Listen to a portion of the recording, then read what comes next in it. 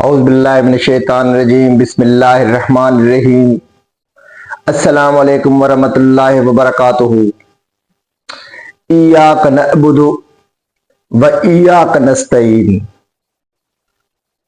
اے اللہ، ہم تیری ہی عبادت کرتے ہیں اور تجھ ہی سے ہی مدد مانگتے ہیں۔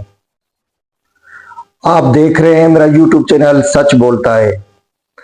تمام نئے آنے والے موجود صارفین ایک بار میرے چینل کو سبسکرائب کر دیں، ویڈیو کو لائک کر دیں اور بیل آئیکن والے بٹن کو لازمی پریس کر دیں تاکہ میری ہر نئے آنے والی ویڈیو کا نوٹیفیکیشن آپ تک جلد سے جلد پہنچ سکے۔ اکثر آپ نے گلی محلوں سیمینار جلسوں میں یہ نعرہ تو اکثر سنا ہوگا، میاں جدو آئے گا لگ پتہ جائے گا، بھٹو کل بھی زندہ تھا بھٹو آج بھی زندہ ہے۔ آج کا جو ہمارا ٹاپک ہے کہ یہ آخر اس ملک کے ساتھ، اس 24 کروڑ عوام کے ساتھ یہ ماجرا کیا ہے۔ ایک جسم فروش عورت سے زیادہ قلم فروش صحافی کو اس معاشرے سے نقصان زیادہ پہنچتا ہے، کیونکہ جسم فروش عورت زیادہ تر ایک گلی محلے یا ایک شہر تک ہوتی ہے، لیکن قلم فروش اس کو پورا ملک پوری دنیا سنتی بھی ہے اور پڑھتی بھی ہے۔ تو ہمارا جو معاشرہ ہے، یہ ہمارے معاشرے کے جو دونوں نعرے ہیں کہ بھٹو کل بھی زندہ تھا بھٹو آج بھی زندہ ہے، میاں آئے گا لگ پتہ جائے گا، یہ نعرے کس نے لگائے تھے؟ سیاسی پارٹیوں نے تو ان کو اسٹارٹ کیا تھا، لیکن ان کو قوم تک آگے کس نے پھیلایا تھا؟ اور آج کل ہمارے ملک کی سب سے بڑی ریشو یہ چل رہی ہے، ہر کسی پہ انگلی اٹھانا کہ تم غدار ہو تم غدار ہو۔ کچھ سوالات ایسے ہیں جو میں آج آپ لوگوں کے سامنے چھوڑ رہا ہوں، آپ کو ان سوالوں کے جوابات اپنے اندر ڈھونڈنے ہیں۔ 1947 2024 یہ بہت لمبا پیریڈ ہے۔ اگر ہم اس پیریڈ کے دوران بات کریں اس ملک کے قوم یعنی عوام کی، تو کیا واقعی انہوں نے انگریزوں سے آزادی حاصل کرنے کے بعد اپنی زندگی جینے کے لیے اپنی راہیں جو انڈیپینڈنٹ کی تھی اس میں وہ کامیاب ہو چکے ہیں؟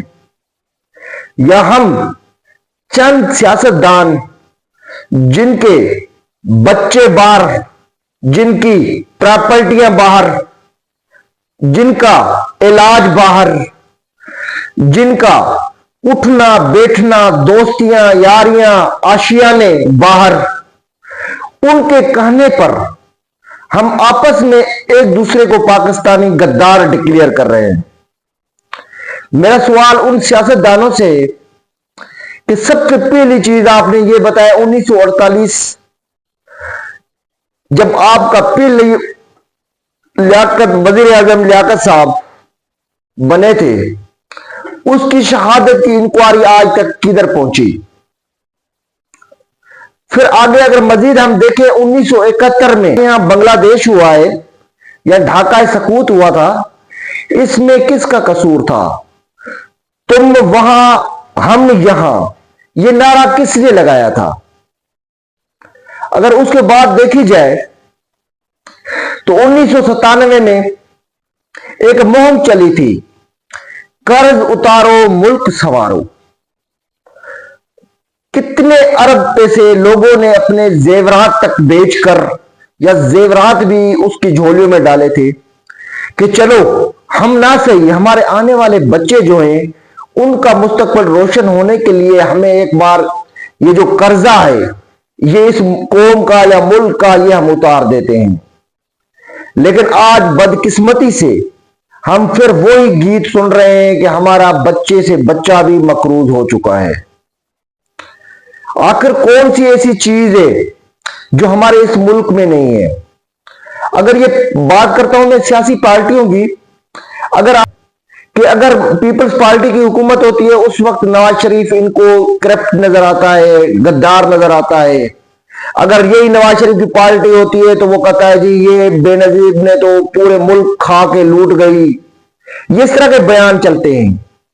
और बाहर इंडिया में बैठकर हमारा एक साबका वजीर आजम है मोहम्मद नवाज शरीफ साहब, जो ये बयान देता है कि भाई मेरी पीठ के पीछे जनरलों ने छुरा घोंपा और आपके ऊपर कारगिल वाला वार कर दिया या अटैक कर दिया, तो इससे बड़ा गद्दार कौन? वो अभी मोहबे वतन हो गए हैं। और एक मिलिट्री का जवान जिसने सारी जवानी अपनी आपके बच्चों के रोशन मुस्तकबिल के लिए, आपके बच्चों को सुकून की नींद सुलाने के लिए बॉर्डरों पे गुजार दी, जंगलों में गुजार दी, अपनी ख्वाहिशें कुर्बान कर दी। आज आप उन्हीं से नफरत कर रहे हो, उनको कर रहे हो कि ये मुल्क के गद्दार हैं, ये मुल्क खा गए हैं। फौजी बंदा जब रिटायर्ड होता है 18 साल के बाद, तो उसकी ज्यादा से ज्यादा जो पेंशन बनती है उसकी बनती है 20 से 22 हजार। उसको जो टोटल लवाजमात मिलते हैं वो 18 से 20 लाख। और फौजी जवान जब रिटायरमेंट होने के बाद जब घर पहुंचता है तो उसके पास ना पहले मकान होता है और ना बच्चों की वो तालीम जारी रख सकता है, ना वो बच्चियों की शादी करा सकता है। उसको दोबारा धक्के खाने पड़ते हैं सिक्योरिटी कंपनियों में 20 से 30 हजार की नौकरी के लिए। जिस शख्स ने आपके बच्चों के महफूज सोने के लिए अपनी जवानी कुर्बान कर दी, आजकल वो सिक्योरिटी कंपनियों में धक्के खाते हैं 25 से 30 हजार की नौकरियों के लिए, और बुढ़ापे में तक वो नौकरी उनकी कायम और दायम रहती है। आप उन लोगों पे उंगली उठा रहे हैं। सबसे पहली चीज तो आप इन सियासी पार्टियों को देखें, ये जो आपस में एक दूसरे को गद्दार डिक्लेयर करते हैं, ये इनका तमाशा कब तक चलेगा? जिस तरह ये दोनों अपने मफादात की खातिर पार्टियां, दोनों से लेके चारों सारी 11 पार्टियां इकट्ठी होकर बैठ सकती हैं, क्या ये 24 करोड़ अवाम इनकी हमें पता नहीं कि ये क्या कर रहे हैं? अवाम को हर चीज नजर आती है, लेकिन बस बिल्ली के गले में घंटी बांधे कौन? आज भी अगर आप चले जाओ सिंध में, बस यही एक ढोल पे नारा होगा, भुट्टो कल भी जिंदा था, भुट्टो आज भी जिंदा है। आगे फिर अगर पंजाब में चले जाओ यही कहेंगे मियां आएगा लग पता जाएगा। और जी खुद भी खाता है तो कौम के लिए भी कुछ करता है। खुदा के बंदे, हमारी ये कौम गफलत की नींद से कब उठेगी? जिनसे आप नफरत कर रहे हो उनके बारे में इतना तो सोचो, उन्होंने आपके बच्चों के महफूज होने के लिए अपनी जवानियां कुर्बान कर दी। जो चंद हजार तनख्वाह के एवज अपने जाने कुर्बान कर रहे हैं, आप उन्हीं के ऊपर कीचड़ उछाल के उन्हीं से नफरत कर रहे हो। यह सोचने का मकाम है। ये जो आपस में सियासतदान है, इनकी तो प्रॉपर्टी चेक करें ना कि ये किधर बैठे हुए हैं। क्या ये खानदानी अमीर रईस थे? अगर लंदन में प्रॉपर्टियां बन रही हैं, दुबई में प्रॉपर्टियां बन रही हैं, पाकिस्तान में बड़े टाउन जैसे मॉडल टाउन बन रहे हैं, और फिर भी गद्दार कौन? तो कुछ न कुछ ये जो हमारे कलम फरोश भाई हैं, खुदा के लिए अवाम के दिलों में इतनी नफरत ना पैदा करें। अवाम को हकाइक बताएं, हकाइक क्या है। अपने ईमान को थोड़ा महफूज कर लें, अपने मफादात की खातिर इस कौम को गुमराह करना बंद कर दें, नहीं तो ये हमारे आने वाले बच्चों का मुस्तकबिल का सवाल है। आपको बुलाएगी नहीं। आज के लिए इतने। आप लोगों को प्यारा खादिम रफीक अहमद। अस्सलाम वालेकुम वरहमतुल्लाहि व बरकातुहू।